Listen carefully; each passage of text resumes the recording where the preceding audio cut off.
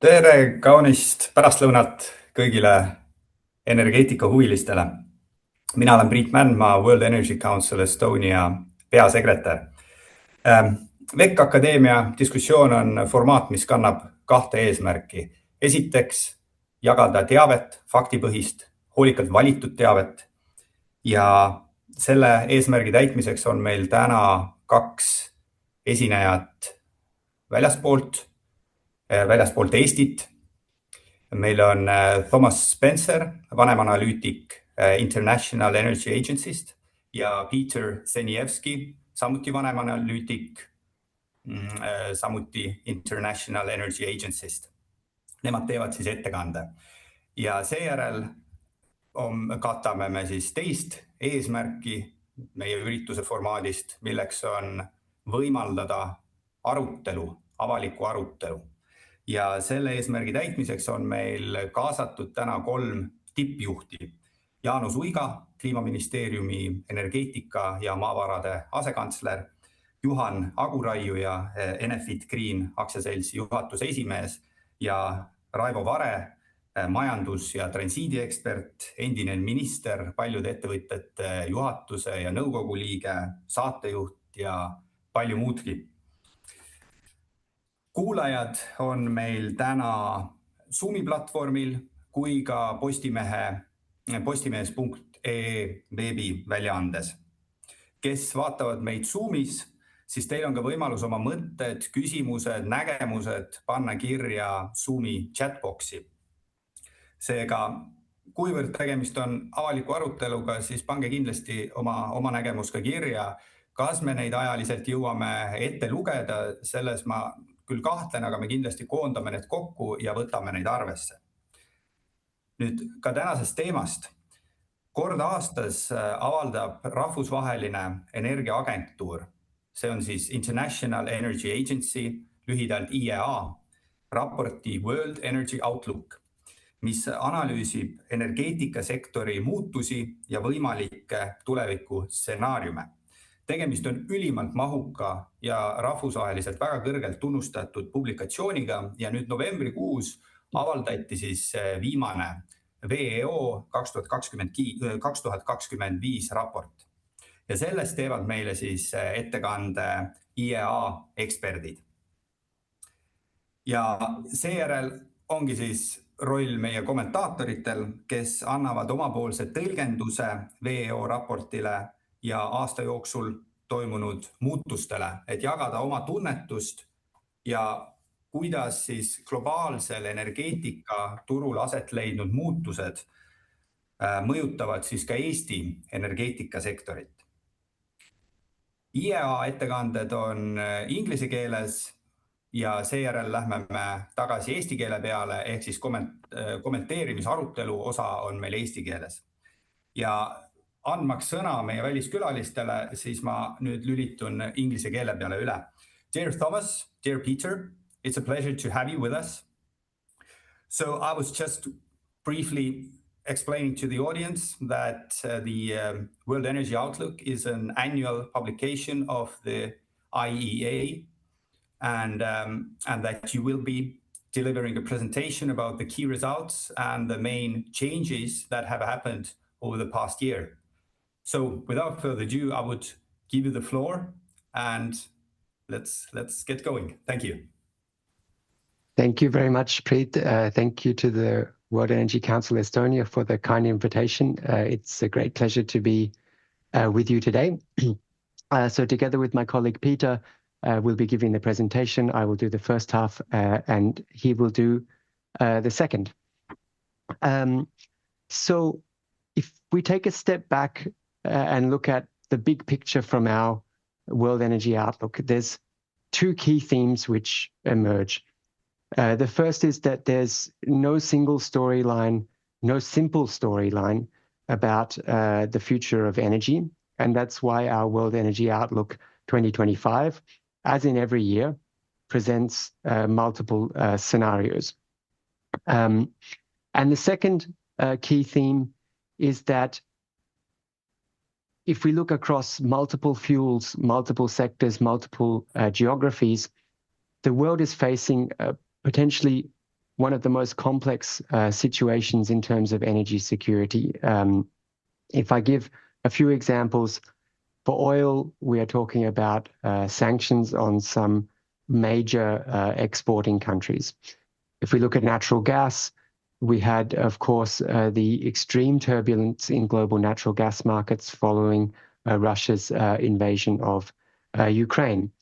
Across electricity, we have increasing uncertainties and variability in electricity systems, increasing exposure, for example, to cyber and physical threats in our electricity systems. And if we look across traditional security risks, in addition to traditional security risks, we see emerging ones such as on critical minerals.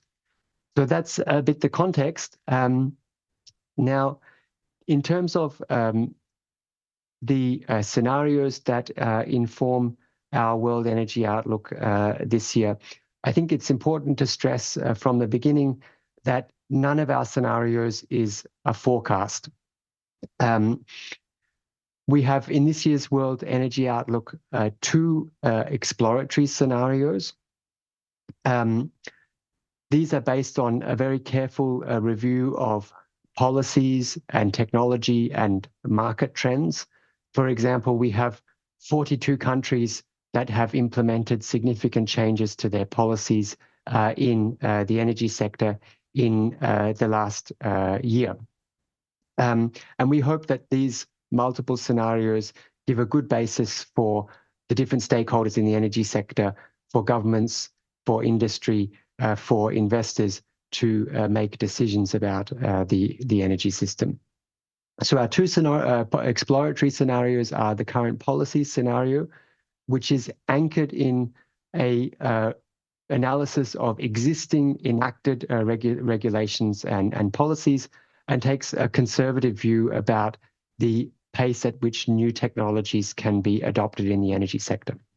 Then our stated policies scenario is a more dynamic view of policies that have been announced but not yet implemented, and makes more dynamic assumptions about the rate at which new technologies can be brought into the energy system. We also updated our net zero emissions by 2050 scenario, and we developed a new scenario looking at how the world can achieve full access to modern forms of energy. Of course, a key input to our analysis and modeling is assumptions about the global economy and the key drivers of energy demand. So starting first of all with GDP, we see the global economy growing strongly out to 2035 at about 3% per year, which is in line with the rate that we saw over the previous decade. And our GDP assumptions are based on inputs from the International Monetary Fund. As you can see on the screen, the largest share of GDP growth is set to come from the services sector. That's the financial sector. That's the digital and AI sector, which is growing very strongly, but also obviously government services and so on. And of course, what these sectors have in common is that relative to, for example, transportation or industry, they tend to demand more electricity rather than other fuels. There are also interesting stories in terms of the demographic inputs into our modeling. So first of all, we see China has already reached a population peak in 2022 and has seen several consecutive years of population decline. And that continues out into the future. And by 2035, China is set to have 50 million fewer people than it does today. Population growth is still positive, but relatively slow in advanced economies. But you can see on the screen that the bulk of global population growth comes from emerging market and developing economies outside of China. That's particularly in Africa, where 50% of this population growth is concentrated, but also in India and Southeast Asia. And that has important implications for energy demand, because it means that these countries will increasingly drive global energy demand growth. We also model the drivers of energy demand in a great amount of detail. And it's important to note how some of these drivers are changing. So the global car fleet continues to grow in our scenarios, but the geographical composition of new car sales is quite different compared to in the past. In the period from 2000 to 2010, half of global car sales were concentrated in advanced economies. In 2010 to 20, half of global car sales were in China. In 2025 to 2035, half of global car sales will be in emerging market and developing economies outside of China. We see strong growth in the demand for air conditioning services. This is due to income growth in countries like India, in regions like Southeast Asia.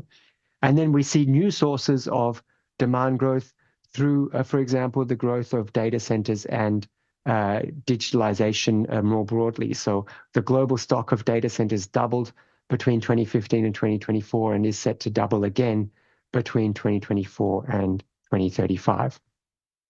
These broad drivers point to two key themes. First of all, energy demand is slowly shifting away from China and towards India, Southeast Asia, and other emerging economies in Latin America and the Middle East and North Africa. None of these can replace China as a driver of global energy and commodities demand, but collectively they take the baton from China and increasingly drive the growth of global energy demand. And the second key theme is that there is increasing need for electricity to drive the global economy. The growth of electricity has been strong for several years now, but we see another acceleration in the rate of electricity demand growth. Oil and gas, of course, will continue to be used, but electricity demand growth is spectacular. Across all scenarios, electricity demand growth accelerates significantly. Between 2024 and 2035, global electricity demand is set to grow by about 10,000 terawatt hours. That's equivalent to the electricity consumption of all of the advanced economies combined. So that's the United States, Canada, Western Europe, the Asian advanced economies, Japan, Korea, Australia, and New Zealand. So that's a significant increase in the size of the global electricity system. If we look at the geographical composition of electricity demand growth, we see an interesting trend in advanced economies with a return to electricity demand growth after essentially 2 decades of stagnation. And the major driver of that is twofold. First of all, in some advanced economies, rapid acceleration in installations of data centers. That's critical, for example, in the United States. And then the trend of electrification of sectors like transport and heating. China is already the world's most electrified major economy, and electricity demand growth has been really spectacular in China in recent years. We see electricity demand growth continuing to be strong in China in the outlook period, but not increasing in exponential terms, sort of adding about 500 terawatt hours per year across the projection period. But really, there's an acceleration in emerging market and developing economies outside of China, and that's particularly driven by increasing demand for cooling in countries like India, in the Middle East, and in Southeast Asia, where cooling needs are high, but access to cooling services is still low due to lower incomes. But as incomes grow, we see that cooling will be a major driver of electricity demand growth. Data centers, I already mentioned, at the global scale, they're actually not that significant as a driver of electricity demand growth, but this is very different at the level of certain economies, such as the United States or Ireland, for example, which is a major data center hub in Europe. Electric vehicles are also a significant source of electricity demand growth, particularly in in countries with strong policies to support electric vehicles, so in China and in Europe. But we also see electric vehicles starting to penetrate in markets that today don't necessarily have strong policies, but where the competitiveness of electric vehicles is starting to drive uptake on purely economic grounds. That's the case, for example, in some markets in Southeast Asia. Manufacturing is also becoming more electrified with the rise of electricity-intensive manufacturing sectors like chip manufacturing, like battery manufacturing, solar PV, but more broadly, the advanced manufacturing sector. If we are to implement even stronger climate policies and put the world on a path to net zero emissions by 2050, electricity demand would need to grow even more strongly than it does in our CPS and STEPS scenarios. So how is this electricity demand going to be met? So we see strong growth from all low emissions sources, led by solar PV due to its cost competitiveness, the policy support that we see in about 140 countries, and also the fact that a lot of electricity demand is going to come in the future from regions with very good solar resources, so India, Middle East, Southeast Asia. But also wind, hydropower, geothermal, and nuclear are also growing strongly. Nuclear is making a comeback. In our scenarios, electricity generation from nuclear is about a third higher than in today, in 2035, and we have plans to expand nuclear capacity in nearly 40 countries. About 70 gigawatts of nuclear capacity is under construction today, which is one of the highest levels in the last 3 decades.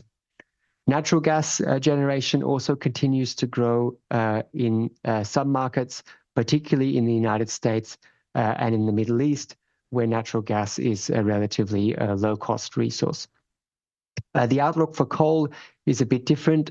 We see coal generation peaking within the next few years and starting to decline, with the spread between the wedge, the top and the bottom of the wedge that you can see here, really being due to the difference in how successfully countries integrate renewables into the electricity system between the STEPS scenario and the CPS scenario.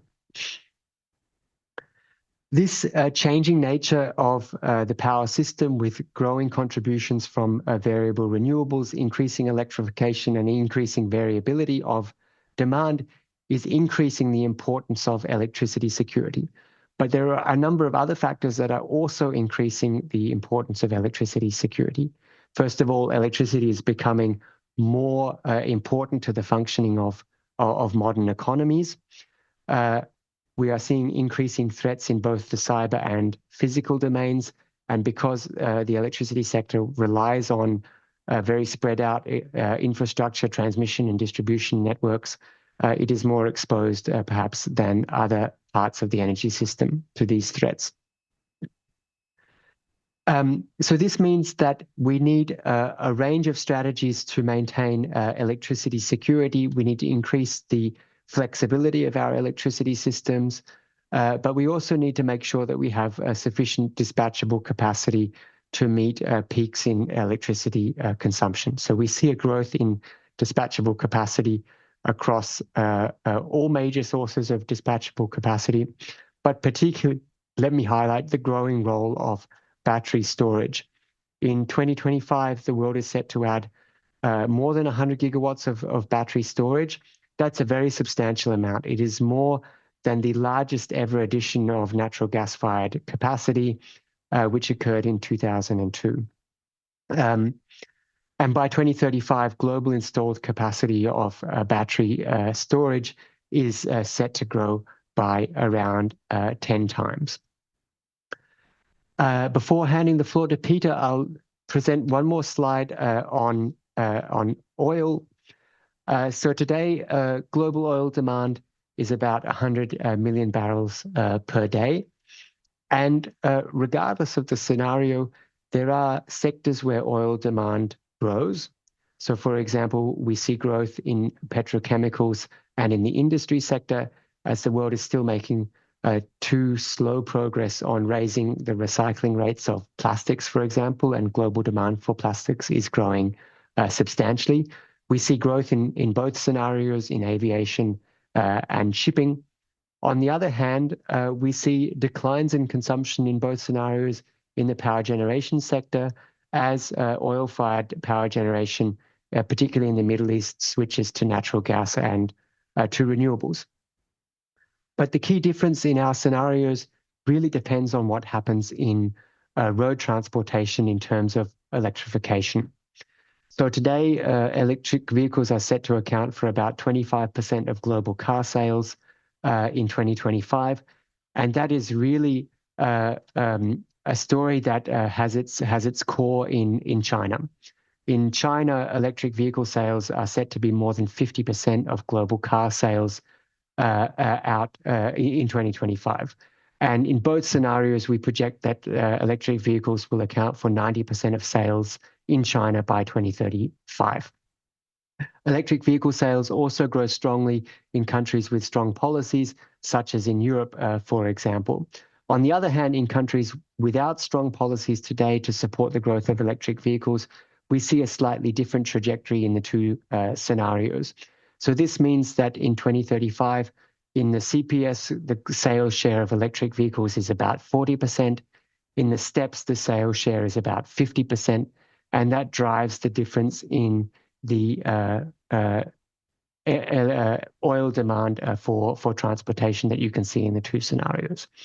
And it's really this that leads to the difference in global oil demand by 2035, with the CPS seeing continued growth out to 2035, reaching about 107 million barrels per day, whereas in the STEPS, oil demand is roughly at today's level by 2035. So I'll stop there and pass the floor to Peter. Thank you very much, Thomas. I hope everyone can hear me clearly and can see the slides on my screen as I continue the story with natural gas. 2025 has already been quite an extraordinary year for liquefied natural gas projects. You may have seen in the news a lot of announcements made, investment decisions being made, primarily in the United States. In the last few years has seen an enormous amount of new capacity under construction and under financial close. So we at the World Energy Outlook team have been seeing a huge wave of new LNG supply coming online over these last few years. And as mentioned, that's really driven by the United States. So in the early 2010s, Qatar was really dominating LNG export capacity. Australia sort of moved ahead in the mid-2010s. But it's really been the United States that's been the sort of crux of the storyline for liquefied natural gas. It has several projects under construction, several more that have been that have reached final investment decision, and the U.S. is on course to be a 300 BCM export capacity market by 2030. So that really clears ahead of rivals Qatar and Australia to make it by far the largest exporter of liquefied natural gas. And that's a big turnaround for a country that only a decade ago was actually a net importing LNG and only had a small project out in Alaska. So really the shale revolution unlocked all those additional volumes for the global markets. Now, if we stack up these sort of top three suppliers with all other sources of supply, as mentioned, we see a large wave of new LNG coming online. You know, additions in Qatar, additions in places like Canada, in Africa, and so on. And this is projected to lead to significant downward pressure on prices. And this is welcome news for importing countries. So here in Europe, you know, we're importing significant quantities of LNG, already very much up this year. So as domestic gas production goes down, as imported pipeline gas goes down. So the question naturally arises, where does all this LNG go in the future? So in the stated policy scenario, there is growth in established importers like Europe, where LNG kind of steps in for security of supply to meet gas demand, even though gas demand in our scenario falls additionally to 2030. But we also see additions in additional LNG imports in places like Southeast Asia, where imports triple, and in India, where they double. So really, those markets are very important for clearing the global LNG supply that's coming through. But even with this sort of healthy growth in LNG import demand in emerging markets in Asia, it's still not quite enough to absorb all of the increased capacity. It's worth noting that that capacity doesn't necessarily have a fixed destination or a final home. That's unlike previous waves of LNG, where a lot of the contracts were built on this sort of fixed off-taker model. Nowadays, LNG is much more flexible. It can be directed to markets that are willing to pay the highest price, but in a context of supply abundance, it's really a question of how low prices can go to clear the surplus. And so here we did an additional assessment to explore how much additional gas demand could come into the system to replace coal, notably in the power sectors of emerging markets in Asia. You know, it's an enormous amount of potential. The global LNG market is equivalent to just 8 weeks of coal use in just China and India alone. So the prize is definitely very big, but the short-term switching potential is hampered by a few factors. The main one being price. Gas can be delivered at below $6, and if that's the case, then you can start to see appreciable quantities of additional gas coming into these markets. But that's a price that LNG suppliers are oftentimes unable to deliver at. And so that really creates a bit of an imbalance, and that's why we don't see that much additional LNG coming into markets, even in a situation where capacity is relatively abundant. I wanted to also maybe take a moment to explore another big topic for this year's Outlook. Thomas mentioned critical minerals. The key risks here are also very well known, a very high level of market concentration, especially for critical mineral refining and processing. So what you're looking at the screen here is the share of the top refining countries for a range of energy-related strategic minerals. So those are mainly battery metals, but also copper, which is absolutely at the heart of this more electrified system that Thomas presented earlier. Now, the interesting finding here is that since 2020, this degree of concentration has actually increased for, in fact, all these critical minerals. And so we see a similar picture of high concentration if we expand our horizons to strategic minerals that are not just vital for energy, but also play a crucial role in other sectors, such as artificial intelligence, chips, and data centers. And that remains the case for minerals that are useful for energy technologies like gas turbines or in the nuclear industry, but also in sectors like aerospace and defense. So overall, out of the sort of 19 out of the 20 strategic minerals on the screen, a single country is responsible for the largest share. That's China, with an average market share of about 70%. And it's this degree of reliance on a small amount of suppliers that increases vulnerabilities to shocks and disruptions, no matter what their provenance might be, if they're geopolitical, technical, and indeed related to sort of trade. And that's worth noting in this context that today around half of these minerals are subject to some form of export control. So that really underpins the need to consider very seriously the diversification strategies that are being pursued across the board around the world. So governments indeed are waking up to the implications of that, and that's through our policy tracking. We see a increased number of policies linked to critical minerals. There's been a real surge in awareness and action by governments.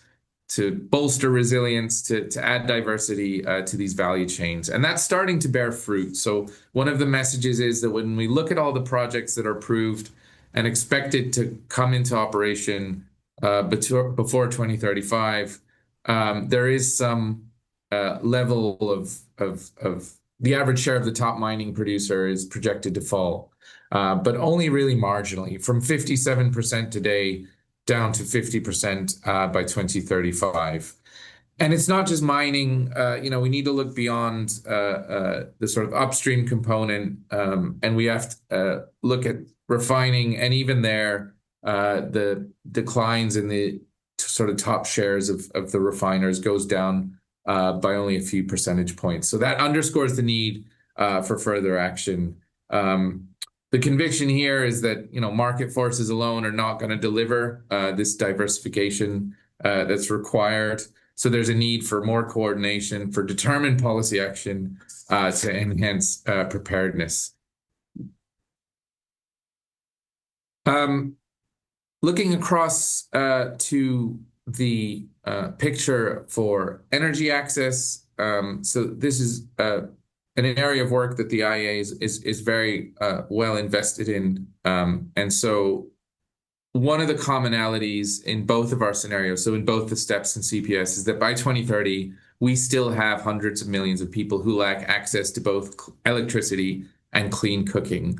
So our recent tracking shows that access stalls more or less completely as of 2020, and clean cooking access, especially in sub-Saharan Africa, has not improved dramatically over the past couple of years. So last year, the IEA hosted a summit on clean cooking in Africa, and there was very clear requests from countries to understand and to learn from the Global South where success has happened. So our scenario is built on looking at historical incidences of accelerated action on access that led to a rapid uptake of clean cooking fuels and of electricity access. And what we find is that replicating these historical successes, we could achieve full energy access to electricity by 2035 and to clean cooking by 2040. But this would require a step change in both cases, particularly in sub-Saharan Africa, where significant acceleration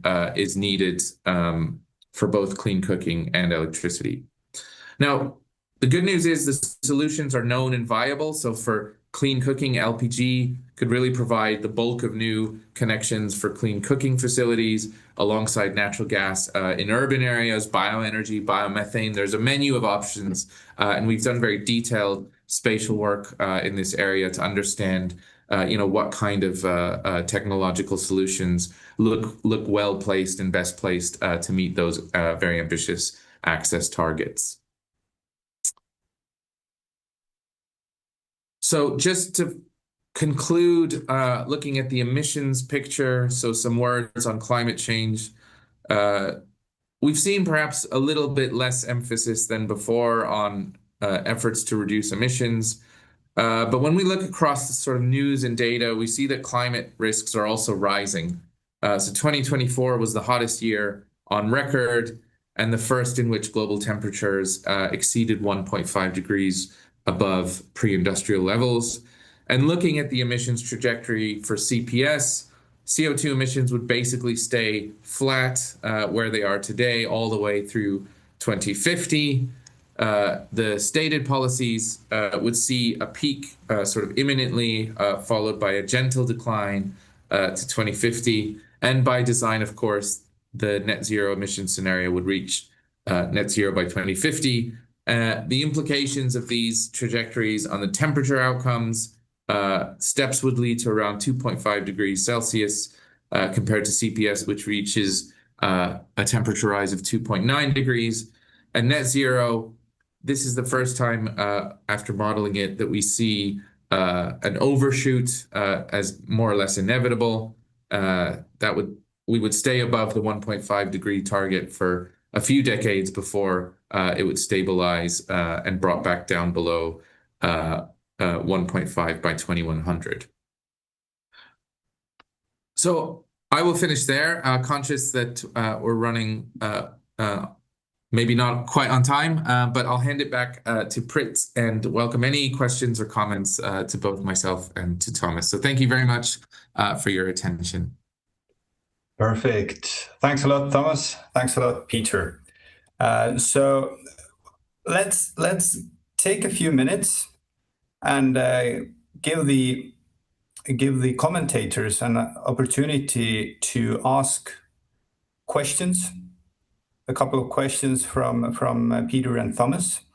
And while Jaanus and Juhan and Raivo are clearing their voice to ask their questions, I will use one question that we got from the audience in the workshop Zoom environment, and it concerns nuclear SMRs. And the question is, why is nuclear doing such a moderate comeback as new SMR technologies are emerging? First of all, I will add my own bit. Do you consider it a moderate comeback? And the second part is concerning the technology. Do you want to gather several questions, or shall we just go? No, yeah, just have a go. Yeah. Yes, we see very interesting developments in SMRs with new reactor designs being proposed, with some new reactor designs moving through the regulatory process and getting approval for construction. We see a lot of projects being proposed as well. So, for example, we track about 30 gigawatts of expressions of interest from the technology sector for new SMR projects. And we are seeing the first demonstration projects actually starting to be built, and the first PPAs being signed with off-takers for SMRs. So there is a lot happening, but we also need to take a step back and put things in perspective. Today, there are only 2 operating SMR reactors, one in Russia, one in China. And the expectation is, even if things go well, we will not start to see SMR projects come online in a significant way until after 2030. And so the chart that I showed the evolution out to 2035. And so that explains why you don't see so much growth from nuclear. And yet the comeback is significant. 70 gigawatts is a large amount. It's the largest under construction since 30 years. And a 40% increase in generation is a significant amount as well, which is what we project from now until 2035. Thank you. Jaanus, I see your hand. You have the floor. Yes, and hello from my side. It's Jaanus from the Ministry of Climate of Estonia. Good to hear this very interesting discussion and insights. Estonia is also a long-standing member of the IEA, so very happy that you could make it and give us this overview and insight on your latest flagship report. Since I'm going on next, I'm going to make my life a bit easier by asking you. So, what do you think? So, what would your let's say key implications for Estonia be from this report? So, because we're a smaller member state of the EU, one of the smaller member states of the EU, so this is a huge global report. So, what would you bring out for Estonia or countries like Estonia specifically? And then I'm just going to translate this answer to Estonian when I'm on next, and then my job is done.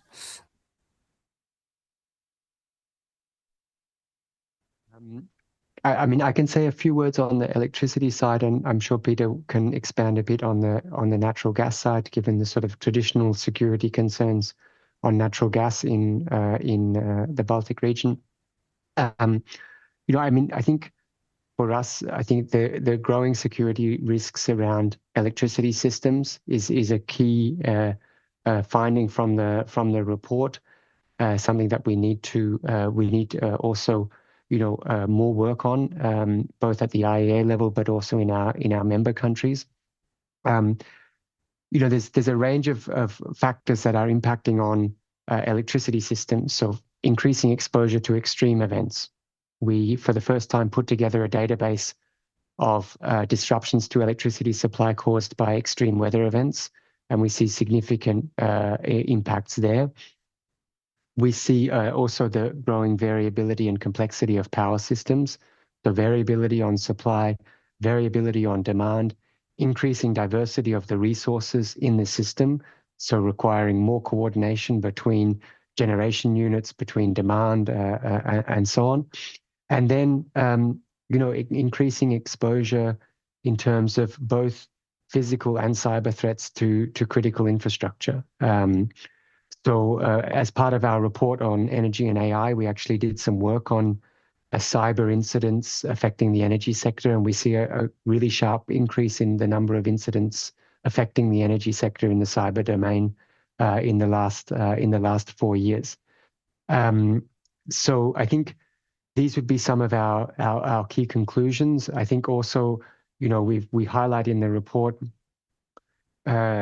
we need obviously a suite of responses to secure energy security.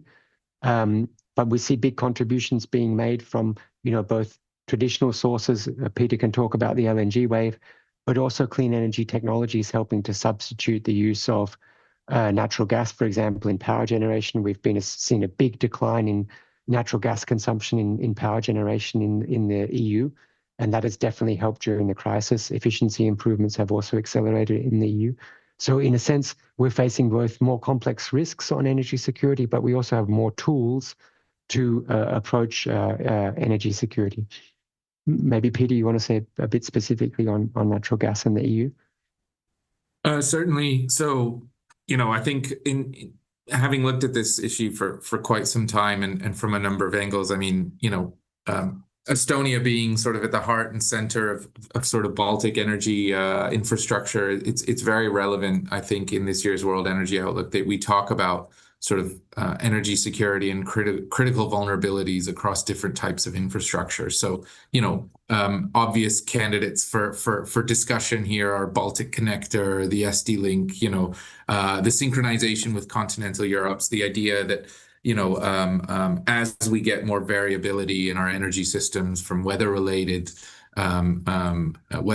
stresses, but also indeed, technological and system level integration challenges, that these are all things that have to be thought about holistically.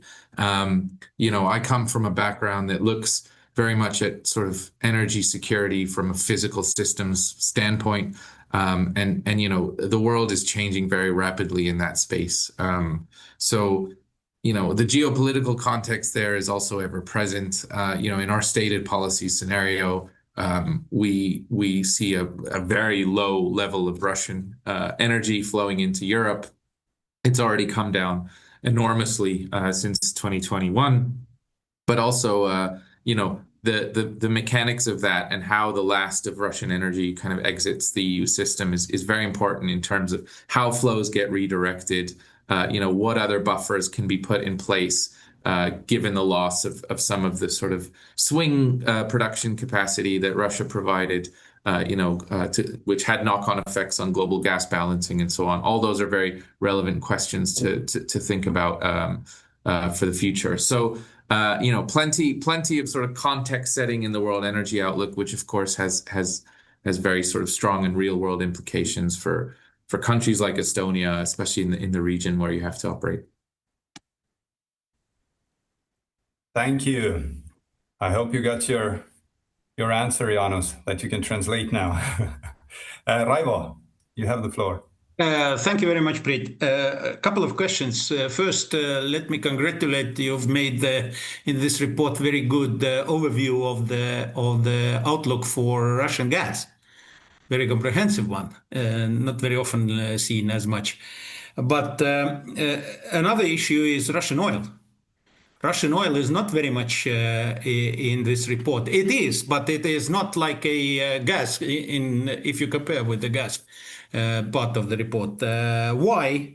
and what is the view? And second question is something which is related to current impact of the American policy broader than just US, for example, and the liquefied gas issue, because it's also about the interest of the administration in Washington to control one way or another, or not administration, maybe somebody related to administration, over the gas supply pipelines to Europe from Russia.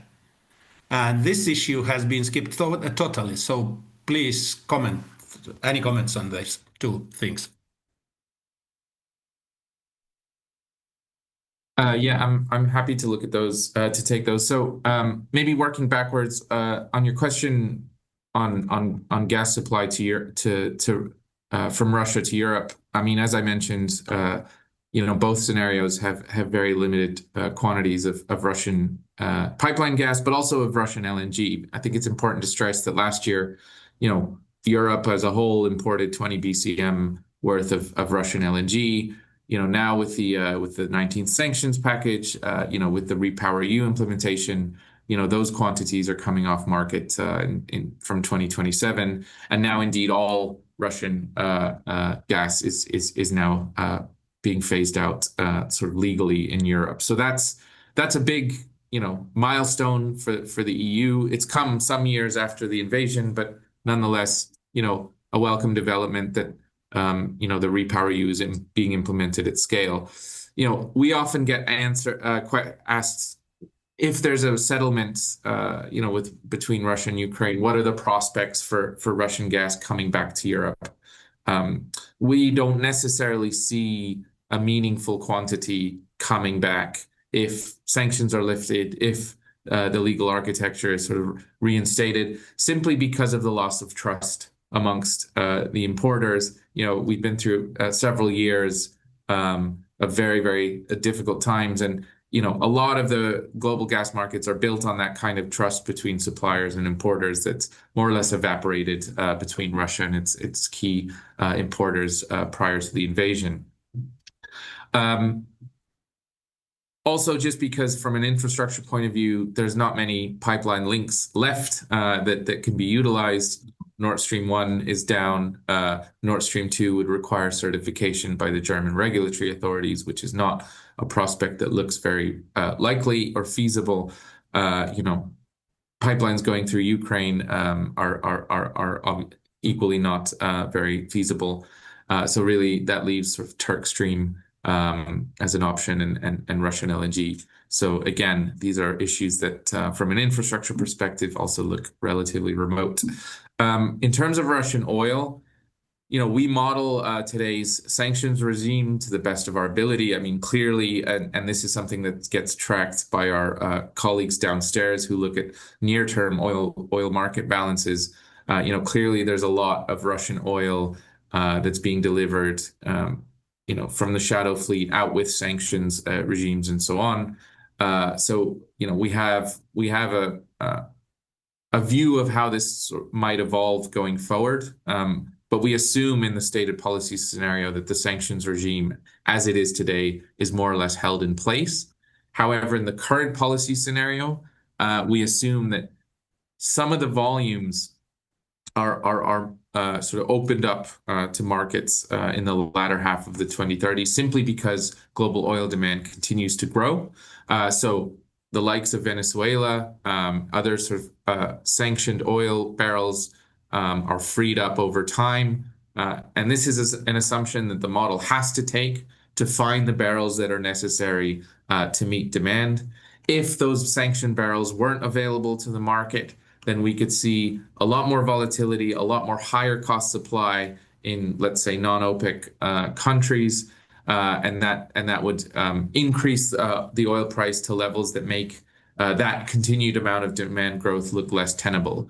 So there's sort of trade-offs in the model as we move into the 2030s around what kind of supply mix is achievable given the costs and the demand picture that we see evolving. Thank you. Thank you. Perfect. Conscious of the time, I think it's time to Thank you a lot for your presentation. And we will continue with the second part of our webinar, which we will hold in Estonian. So thanks once more, Thomas. Thanks a lot, Peter, for your great insights. And once more, congratulations on this great work that you've done with the IEA team. Thanks a lot. Nii, nüüd me oleme... Thank you.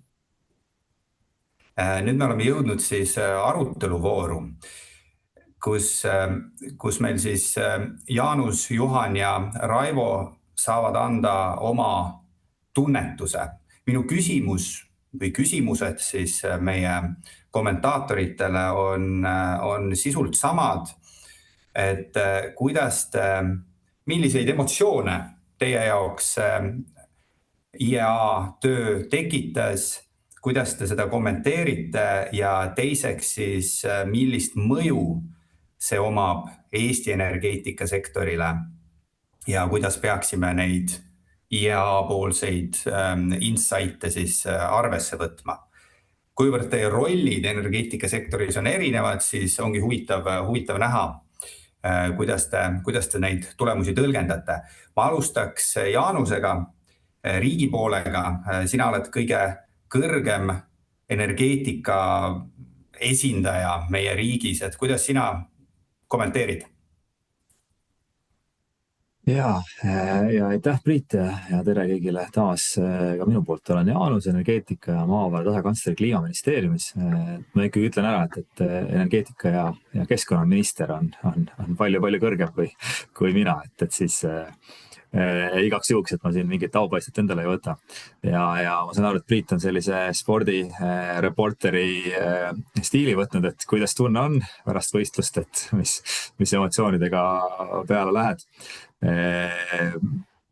Ma arvan, et see, miks ma ka küsisin nende rahvusvahelise energiakontori inimeste käest, mis see Eesti jaoks tähendab, et mitte et endal elu lihtsamaks teha, et mina olen selle raportiga tutvunud, mu tiim on tutvunud, et see on üks osa meie sellest tööriistakastist, et tegelikult võibki jääda muidu mulje, et see on selline kauge mingisugune suur raport globaalsetest trendidest, Aasias kasvab elektritarbimine, et mis me selle infoga peale hakkame.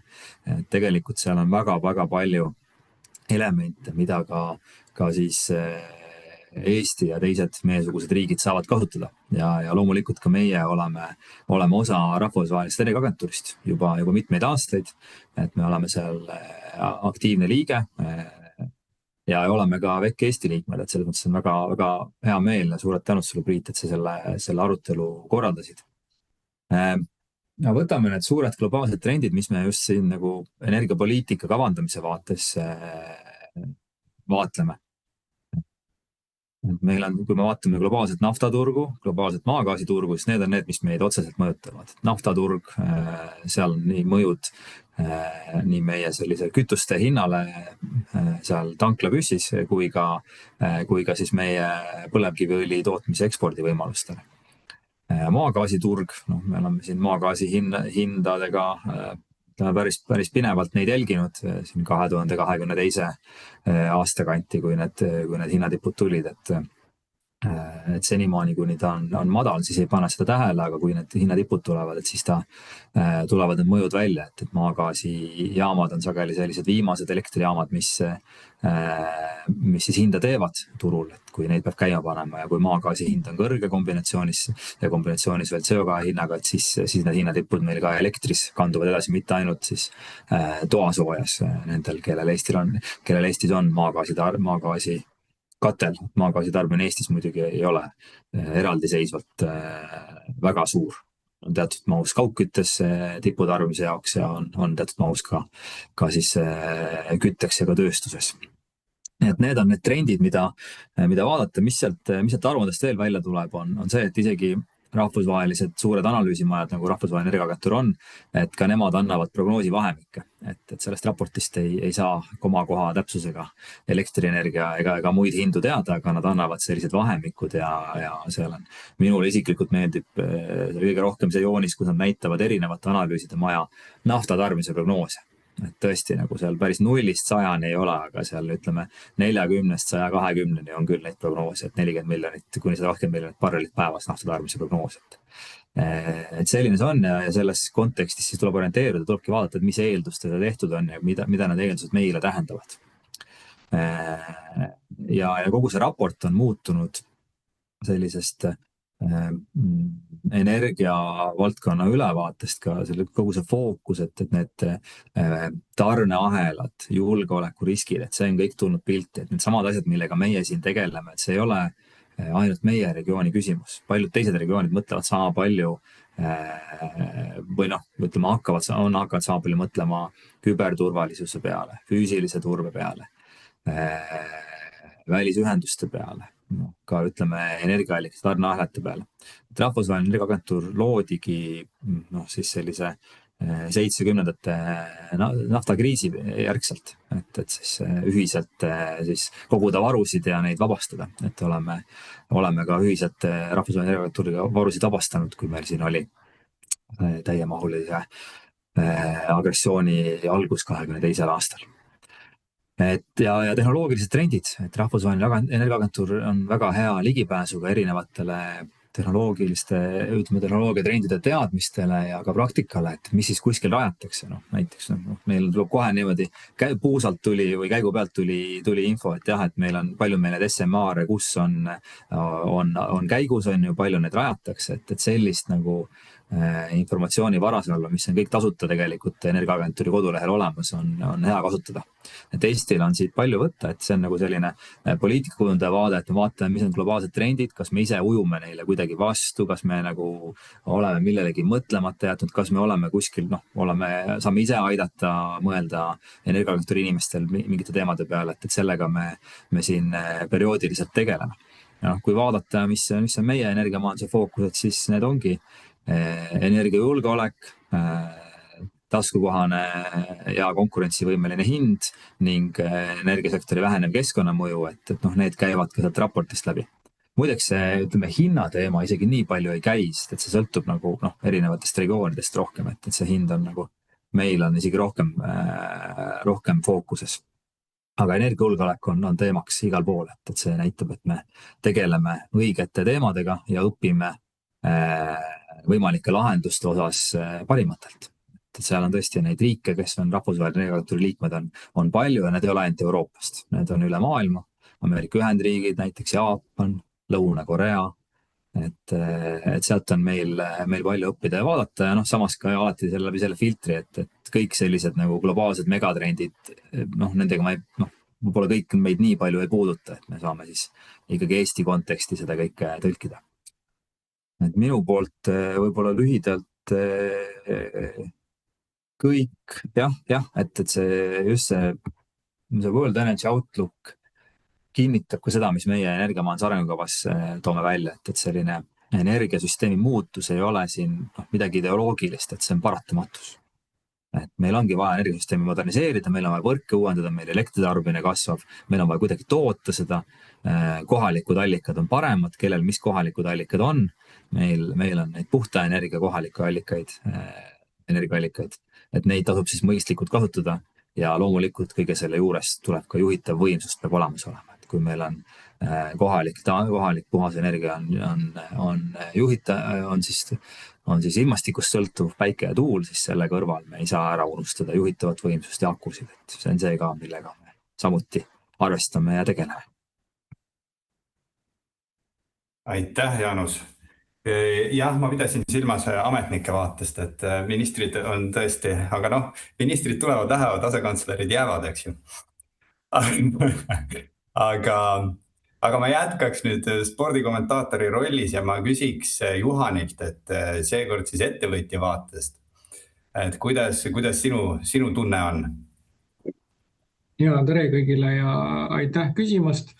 Olen siis tõesti Juhan Enefitist ja väga põnev töö ja väga head ettekanded. Ma ise võib-olla tooksin välja sellist 3 aspekti, mida ma arvan oleks oluline mõtestada lahti meie regiooni ja Eesti jaoks sellest suurest pikast dokumendist, mille ma siit välja valisin. Et esimene oleks kindlasti kogu elektrifitseerimise ja tarbimise trend. Teine oleks siis see tehnoloogiate pool, et kuhu me siis liigume. Ja kolmas siiski elektri hind, aga nõus Jaanusega, et see ei olnud seal suures fookuses, aga siiski ma paneksin ta natukene sellesse meie võtmesse. Mis puudutab siis esimest teemat elektrifitseerimist, palju räägitakse sellest ka meie kontekstis, aga see raport näitab seda nagu hästi, et see peamine elektrifitseerimine, elektritarbimise kasv toimub jahutuse arvelt ja see ei ole selgelt meie regiooni täna kõige suurem väljakutse ja samamoodi siis jahutuse tarbitava elektri kasv on suuresti toidetud siis päikeseenergiaga, sest need asjad juhtuvad samal ajal, samas asukohas ja on seal selline loogiline kattuvus. Selle mündi teine pool võiks siis olla, et meie regioonis on siis ju kütte, eks ole, elektrifitseerimine suurem võimalus ja teema, aga see eelkõige seal eriti üldse kasutust ei leia, et globaalses võtmes on nagu külmade maade mured kütteks sellised väiksemajärgulised ja kui me räägime veel eriti nii nišist kui seda, et kus on juba taastuvad kasutuses ja selle edasine elektrifitseerimine, aga ma arvan, meie kontekstis selle tulevik on ikkagi selles, et meil on täna olemas head tootmisallikad ja need järk-järgult vahetatakse välja elektri vastu alles hilisemas etapis, siis kui nende eluead hakkavad ammenduma, et siin ei ole täna sellist läbimurret, mis seda suuresti edasi viiks. Tarbimise poole pealt veel huvitav oli teada, et kui avaliku diskussiooni jälgida, jääb mulje, et AI andmekeskused on uus meeletu buum, ajab meeletult tarbimist üles ja tegelikult seda see raport ei näidanud, et see näitas ainult 10% tarbimise kasvust tuleb uutest andmekeskustest. Kuigi ma julgeks selles mõttes jällegi siin tõmmata seda teemat kõrvale, et see on globaalne mõju ja ma arvan, et lokaalselt võib olla sellel palju suurem mõju, et meil tekivad sellised tarbimiskeskused selles osas ja seal on kindlasti võimalik ka Eestil ja Euroopal oma roll leida. Peame lihtsalt leidma selle viisi, et kuidas seda kasutusesse võtta. Elektrisõidukitest, ma arvan, see on mõnes mõttes sarnane küttesektori elektrifitseerimisega, et nad tulevad. Meiega oma ettevõttes sellesse usume, aga see muudatus toimub samamoodi järk-järgult, sest seal ei ole sellist läbimurret, mis paneks kõiki inimesi homme oma sõidukeid vahetama. Autoparki kasutatakse lõpuni ja siis neid alles vahetatakse välja.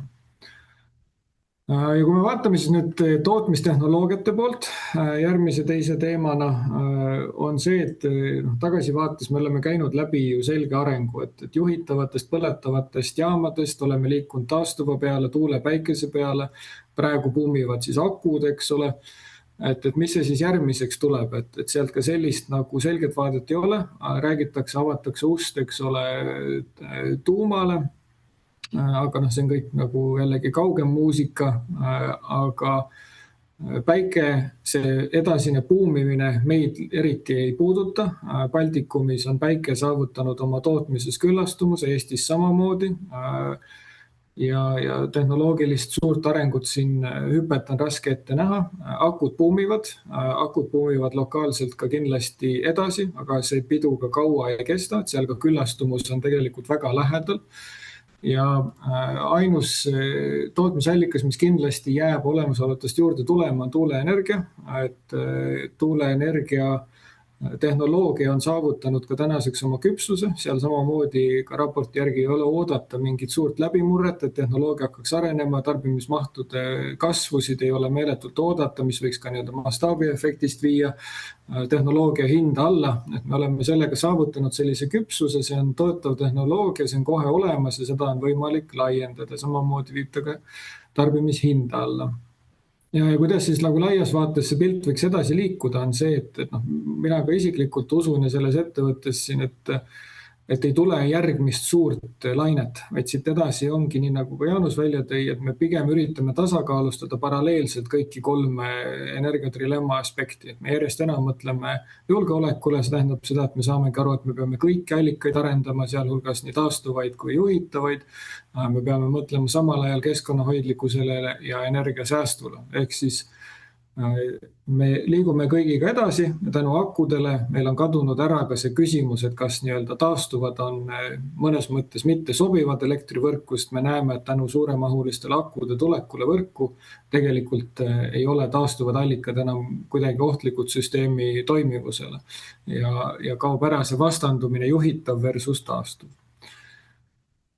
Tehnoloogiliselt endiselt jääb pudelikaelaks alajaamad ja trafod, et raportist oli hea näha seda, et tegelikult tehnoloogia tootmisvõimekusi on olemas nii siis päikesele, akudele kui tuulele ja need on isegi alakasutatud ja see alakasutus meilt kui arendaja vaates tulebki tihti sellest, et trafode tarneajad on pikemad kui millelgi muul ja sellele on nagu veel kehvemalt löönudki juurde see, et need ei ole ainult uued tehnoloogiad, vaid need on ka sõjas häviv tehnoloogia, mida on vaja asendada, mis seab veel täiendava siis surve peale siis trafodele.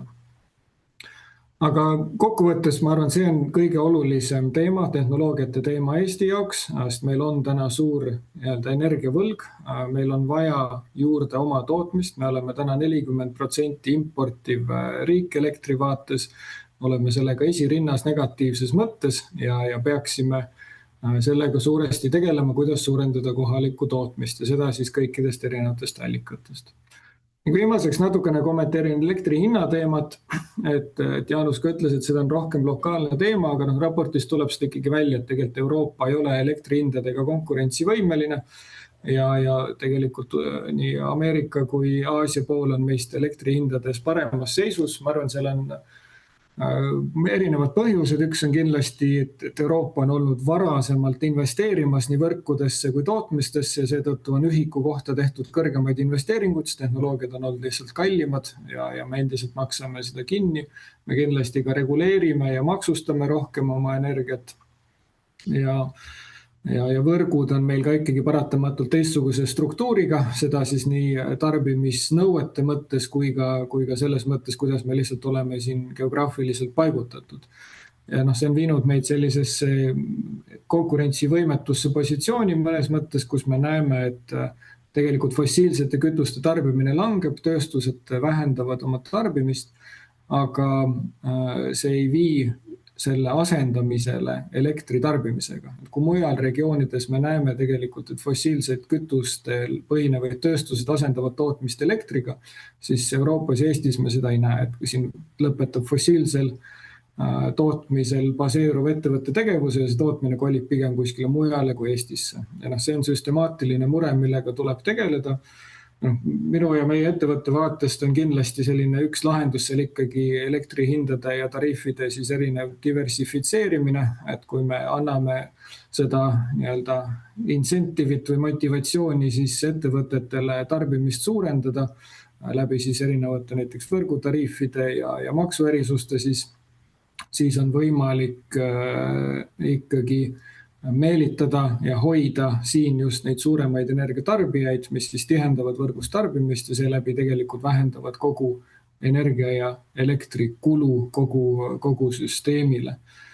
Ja seda on hästi raske mõõta, sest seda, et meil ühes kohas fossiilkütuste tarbimine väheneb ja seda, et meil elektriarve näiteks suureneb, seda me ei näe kahjuks ühel arvel ja siis on sellest raske aru saada. Aga tegelikult me kogu süsteemina, kogu kuluna ühiskond sellest väga hästi võidab, kui me ikkagi asendame ühes kohas fossiili ja toome selle asemel elektrit. Võtan kokku, et ma arvan, et see elektrifitseerimine annab meile hästi head võimalused, seda see dokument ka meile näitab, et siin on tegelikult toimumas. Ma arvan, meil lokaalselt on võimalik sellest võita ja ka siin on Eestil oma võimalus, et kuidas me sellest kinni haarame, kas me teeme selle jaoks võimalikud sammud, sest paratamatult fossiilsel põhinev tootmine lõpetab järjest tegevust Euroopas ja et kuidas me meelitame selle tootmise siia, nii et ta ei läheks kuskile mujale, mis on need konkurentsieelised, mida meie loome selleks, et seda tootmist siin hoida. Ja selleks võibki olla andmekeskused, selleks võib olla miski muu, aga see kindlasti võiks luua meile siia eelise, mis siis lõpuks tagab meile uute tootmisallikate tekkimise ja madalamad tariifid. Aitäh! Aitäh, Juhan, väga hea ettevõtja poolse ülevaate eest. Ma nüüd annaks sõna Raivole, kellel on pikaajaline ja põhjalik ülevaade transiidist ja energeetikast ja paluks, et sa annaks oma hinnangu just rõhuasetusega siis LNG-le ja vedelkütusele. Ja üksiti kaks varasemat kommentaatorit on väga kenasti energeetika trilemma esile toonud. Trilemma on nimelt selline kontseptsioon, mida Maailma Energeetikanõukogu on viimased juba ligi 20 aastat iga-aastaselt mõõtnud üle maailma erinevate riikide põhiselt. Ja see sõnum, mida me oleme läbivalt ka edastanud, et üks hea energeetikasüsteem peab tuginema 3 jalale, mis on siis varustuskindlus, taskukohasus ja keskkonnasäästlikkus ja et need kõik 3 jalga peavad olema ühepikkused, et see 3-jalgne taburet siis kenasti püsti püsiks. Aga Raivo, sõna sulle. Aitäh. Mina rohkem nagu makroaspektist räägiks, sellepärast et ettevõtja ja riigi nii-öelda selged seisukohad tulid. Aga ma alustaks siiski natuke üldisemalt, kui tohib, Priit, sellepärast et suures pildis on mõned siiski innovaatilised elemendid selles raportis, mida tasub tähele panna. Esiteks, see on minu subjektiivne arvamus, aga NZ variant ehk siis Zero 2050 on nüüd mõneti ettevaatlikumalt esitatud selles raportis kui senistes. Teiseks on siia tugevalt lisatud affordability ehk siis kättesaadavuse teema, millega seoses on see eraldi see cookingu teema, aga põhimõtteliselt on nagu muutunud natukene see aktsendi asetus. Enne oli ainult 0,000 emissiooni teema, nüüd on siis palju muid asju. Kolmandaks on loomulikult see Euroopa konkurentsivõimekus, millest Juhan juba rääkis, see teema tuleb ikka päris jõhkralt välja, õigemini selle puudumine ja potentsiaalne jätkuv puudulikkus tuleb välja võrdlusgraafikutest, mida sealt on võimalik just energiasisendi kontekstis näha. No ma toon lihtsalt ühe näite. Näiteks tänase päeva seisuga on seal ka välja toodud, et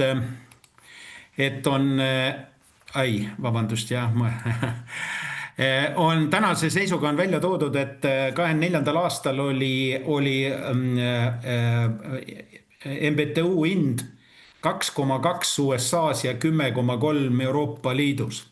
Ehk siis 5-kordne gaasisisendi hinnavahe. Nende tööstuste ja majandusharude jaoks eelkõige, kus see on gaas on oluline, on see ju selge konkurentsi nii-öelda handicap.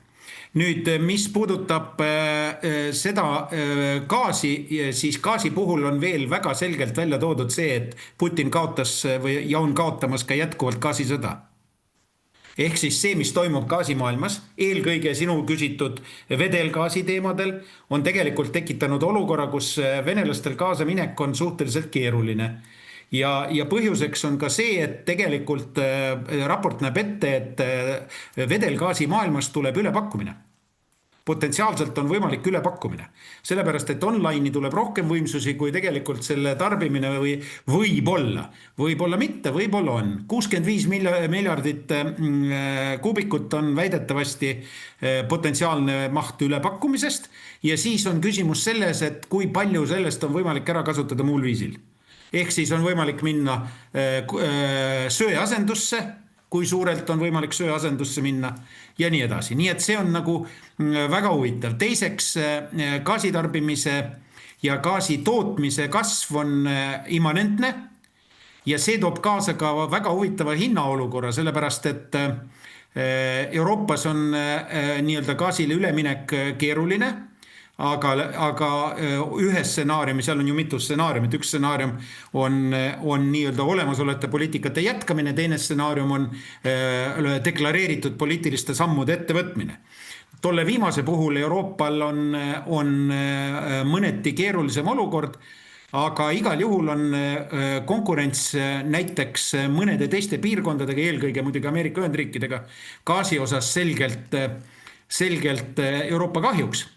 sellepärast ma muuseas küsisin ka selle Vene toru gaasi kohta, sellepärast et me teame, et Trump tahab ju võtta kontrolli alla ja sõbrad tal tahavad osta välja Nord Streami ja panna ta uuesti käima koostöös Venemaaga. Ja see nii-öelda muudab seda Euroopa olukorda, aga selles mudelis, mida nemad siin praegu raportis kasutasid, seda päriselt sees ei ole.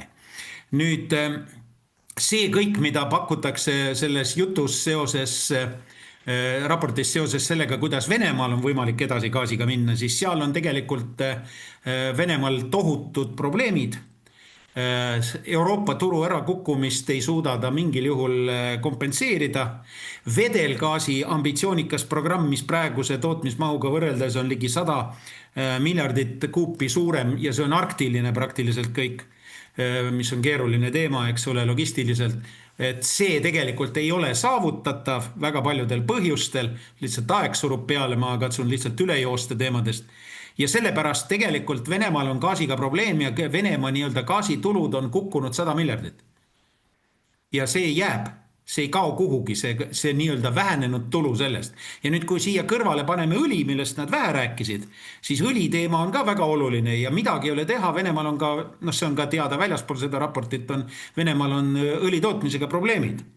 Aga perspektiivis kasvavad, aga hetkel veel ei ole. Ja nüüd on nii uute turgude leidmine ja sellest nii-öelda praegusest keerulist olukorrast välja tulek oleks väga teretulnud. Samas Venemaa tarnete ära kukkumine, näiteks Lukoili ja Rosnefti hiljutiste sanktsioonide puhul, mida Trump rakendas esimest korda oma administratsiooni jooksul, on toonud kaasa hirmud, et turuhinnad lähevad selle pärast üles, iseasi, et ei lähe. Aga põhimõtteliselt see näitab ka, et ikkagi mingi mõju on. Ja nüüd kujutame ette, eks ole, et juhtub midagi veel. Need varud, mis on eelkõige Ladina-Ameerika ümbruses praegu suured kasvavad, need tegelikult, millest raportis on juttu, need võetakse kasutusele ajapikku, see nii kiiresti ei käi.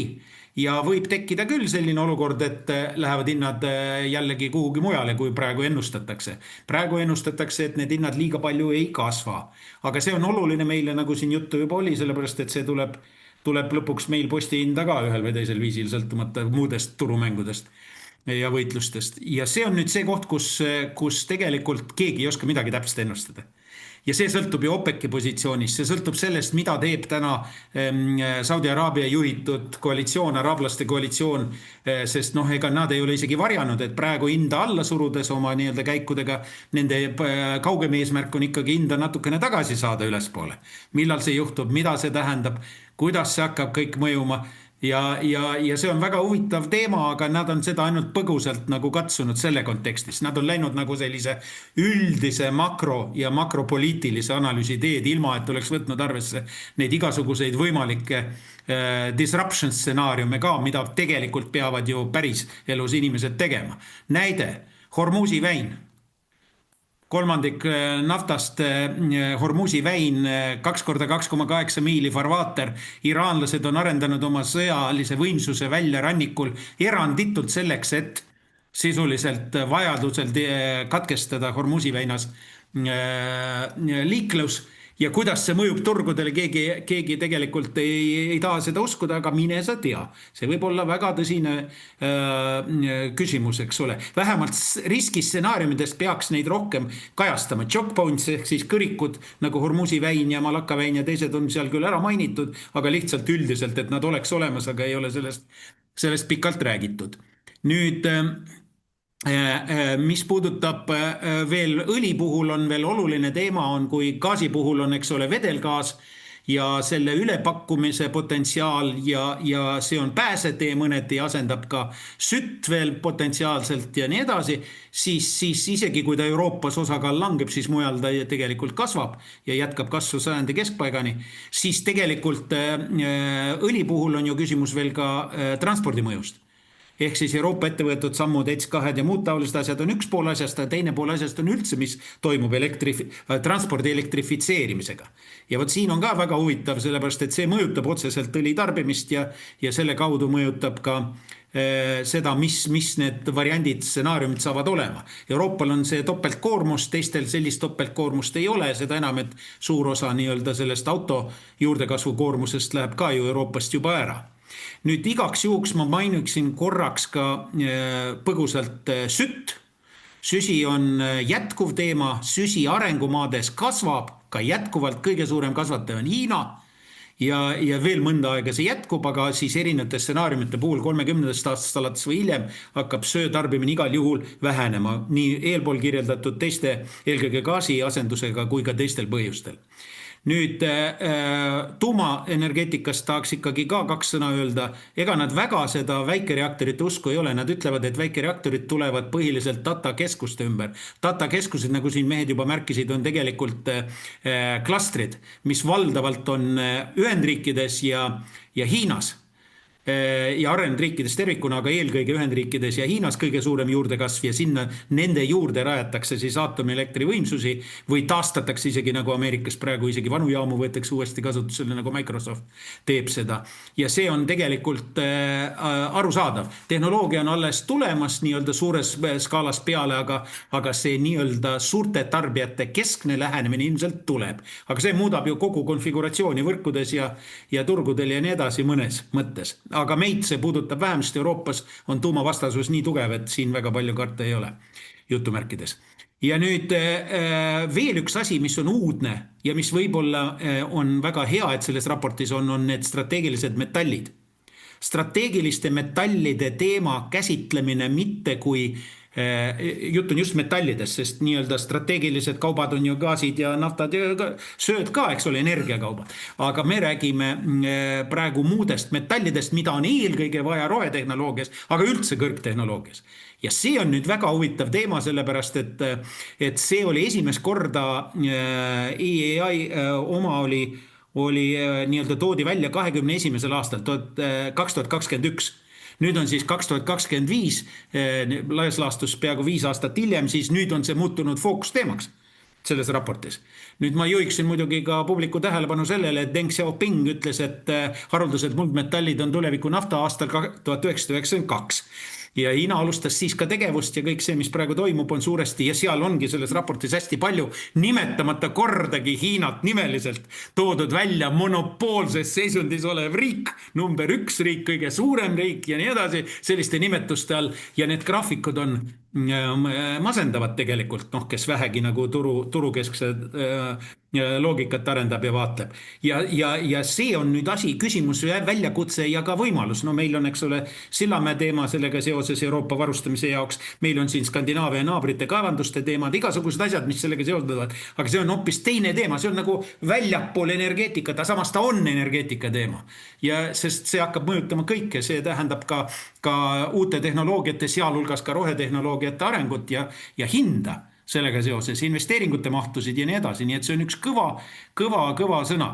Ja veel üks asi, millest veel peaks ütlema, on veel gaasi puhul on see, et kui gaas praegu on 60% ulatuses seotud ühel või teisel viisil nafta ja indeksitega, siis prognoos on, et see kukub ära.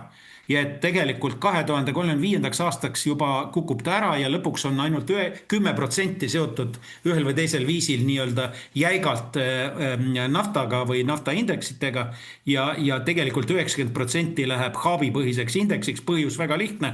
Haabid hakkavad ju omavahel konkureerima, sest ka haabide võimsusi tuleb üle. Ja mitte ainult tootmisvõimsusi vedelgaasi jaoks, vaid ka nende vastuvõtuvõimsusi kaasa arvatud Euroopas. Juba praegu on seda näha. Ja see on nüüd see koht, kus tegelikult toimuvad arengud, mida täpselt ei oska keegi öelda, aga mis võivad näiteks väga kõvasti mõjutada turgusid. Ja meid ju see huvitab, sest gaasi hinnast juba räägiti, kuidas see mõjutab meid majanduslikult ka. Nii et kokkuvõttes ütleks, et on paar innovatsiooni selles. Ja mul on hea meel ja võib-olla kõige suurem üllatus, et lõpuks ometi strateegilised metallid on ka energeetika teemaks tehtud, mitte ainult teisteks teemadeks.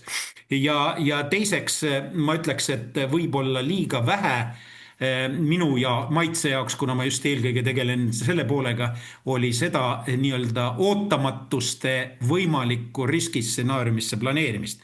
Oleks võinud olla nii-öelda deviatsioonidesse ka need riskiteemad natuke rohkem sisse pandud ka numbritesse, kuigi enamus neist nimetatakse ära. Ja muidugi see, mis ma juba läbi lillede küsimusega ütlesin, et Vene ja õli, Venemaa kui suure õlitootja teema oli ikkagi suhteliselt vähem kajastatud, sest gaasi teema oli suurepäraselt kajastatud. Nii et kui keegi energeetikaga tahab nii-öelda suurt pilti vaadata, siis see raport on kindlasti nende hulgast dokumentidest, mida peab väga põhjalikult lugema ja mitu korda ka veel. Suur aitäh, Raivo. Lihtsalt super, suur aitäh teile kõigile. Meil on nüüd 3 minutit lõpuni jäänud. Ja ma lõpetuseks siiski küsiks, et mis oli teie jaoks see kõige huvitavam nüanss sellest raportist, mis te välja tooksite? Ma usun, et neid kindlasti on rohkem kui üks, aga ütleme vaid selle ühe, et me mahuks aja sisse ära. Raivo, kas sa soovid kohe esimene? Jaa, ma tegelikult isegi ütlesin ära sellepärast, et ma ütlesin ära, et see, mis puudutab gaasi, on tervikuna selles raportis paremini esitatud, kui siiani on olnud. Jah, deviatsioonid, jah, variandid, eks ole, jah, Euroopal on natuke keerulisem pilt, aga ülejäänud maailm on gaasi kesksem edaspidi veel tükk aega ja see on tegelikult meile väga suur õpetussõna igal juhul ja see on päris huvitav ja see tähendab väga paljusid asju. Nii et see oli üks ja teine oli siis see, et see 0 emissiooni eesmärgi suhtes ollakse natukene ettevaatlikumad, kui teksti hoolega lugeda kui enne. Aitäh. Juhan. Jaanus, ma annan sulle esimesena. Jaa, ma ka need kirjeldasin ära. Ma tahtsin repliigi korras öelda, et see World Energy Outlook või see energeetikaraport maailma kohta on täpselt üldist tasemega, et tegelikult on väga detailsed fookusraportid ka õli ja nafta kohta, et tegelikult on seal väga hästi ka selle Vene nafta läbi käinud ja et miks meil on praegu piisav ülejääk, et neid sanktsioone rakendada. Et see on päris unikaalne aeg, et seal nagu need sanktsioonid rakenduvad, aga tegelikult nafta hind ju on päris madal praegu, et seal 60 kandis. Ma ütlen, need huvitavaid juppe või osasid oli seal palju, tõesti ka see, et see väga suur fookus nendele kriitilistele toormetele. Aga minu jaoks oli väga huvitav ikkagi see prognooside väga suur erinevus 2050 aasta vaates just näiteks toornafta tarbimise puhul. Et seal on selline, ma ei oska seda joonise numbrit peast öelda, aga seal on tõesti erinevate nagu ka naftatootjate prognoosid pandud ühele slaidile ja need on tõesti nagu 40-120, et mis muidugi 2050 aasta määramatus on suur, aga sealt nagu tasub midagi järeldada, et me päris nagu kõike need ühe aasta pealt ei saa vaadata, et mis tulevik toob, et me peame seda pikaajalist trendi jälgima, et see oli hästi huvitav kindlasti ja palju muid asju ka. Aitäh, Juhan! Ma arvan, ma tulen ikkagi tagasi selle sama tarbimiskasvu juurde, et kust ta tuleb, et see oli minu jaoks võib-olla kõige üllatavam. Selle võib-olla positiivne pool, just mis nagu vaadasid on kogu energiasektorile, on see, et kui need andmekeskused tõesti tulevad suures mahus ja siis seega nagu Raivo viitas, et need tulevad selliste klastritena kokku, et see on nagu energiasektorile uus põnev väljakutse. Et seni me oleme tegelenud energia hajutamisega ja sellega, et kuidas toota seda erinevates asukohtades, kuidas igas kohas natukene teha. Ja see loob nagu aluse potentsiaalselt uutele innovatsioonidele, uutele tehnoloogiatele, neid hakata skaleerima, neid tegema, sest meil tekivad väga suured nii-öelda tarbimise kontsentratsiooni-keskused, kuhu on võimalik kohe liidestada tootmine juurde. Ja sellised olukordi ei ole liiga palju olnud, et see annab sellise väga põneva võimaluse energiamaastikule. Suur aitäh! Me oleme nüüd jõudnud oma webinariga lõppu. Ma soovin tänada kõiki esinejaid, et leidsite aega meiega liituda, et andsite oma mõtteid meile kõigile edasi. Oli väga põnev kuulata. Kuulajatele siis veel infoks, et World Energy Outlook raport on veebis kättesaadav, et kel tekkis huvi, siis saate selle kenasti kätte ja saate ise ka tutvuda. Lõpetuseks ka infoks, et World Energy Council koostab iga aasta sellist publikatsiooni nagu World Energy Issues Monitor, mis jälgib siis trende energeetikasektoris ja hetkel on avatud küsitlus ning ma kutsun üles kõiki energeetikaga sina peal olevaid inimesi andma oma hääl, et me saaksime Eesti kaardi kokku panna. Vastav link on WEC Estonia lehel üleval ja WEC Estonia kodulehele läheb üles ka selle tänase ürituse salvestus, et kes soovib järele vaadata, siis see on seal kenasti saadaval. Omalt poolt lõpetan, soovin kõigile kaunist nädalavahetust ja ilusat jõuluootust ja veel kord suur aitäh kõikidele esinejatele. Tänud. Aitäh, nägemist.